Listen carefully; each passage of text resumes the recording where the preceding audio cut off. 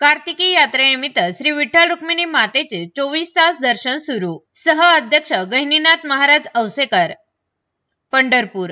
दरवर्षी कार्तिकी यात्रेला भाविकांची होणारी गर्दी लक्षात घेता यात्रा कालावधीत चांगला मुहूर्त व दिवस पाहून श्रींचा पलंग काढून भाविकांना 24 तास दर्शन उपलब्ध करून देण्यात येते।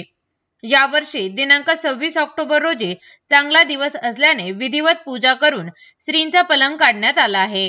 विठ्ठलाच्या मूर्तीच्या पाठीशी लोड तर रुक्मिणी मातेच्या पाठीशी तक्क्या देण्यात आला आहे। त्यामुळे श्री विठ्ठल रुक्मिणी मातेचे 24 तास दर्शन सुरू राहणार असल्याचे मंदिर समितीचे सह अध्यक्ष गहिनीनाथ महाराज औसेकर यांनी सांगितले।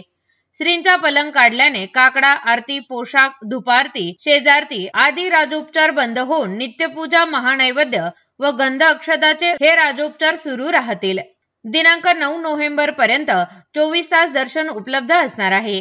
श्रींचा पलंग काढताना पूजेवेळी मंदिर समितीचे सह अध्यक्ष गहिनीनाथ महाराज औसेकर, सदस्य शकुंतलाताई नडगिरे, हबप ज्ञानेश्वर महाराज देशमुख, ॲडव्होकेट माधवीताई निगडे, कार्यकारी अधिकारी राजेंद्र शेळके, व्यवस्थापक पृथ्वीराज राऊत, लेखा अधिकारी मुकेश अनेचा, विभाग प्रमुख संजय कोकिळ, अतुल बक्षी व पौरोहित्य करणारे कर्मचारी उपस्थित होते।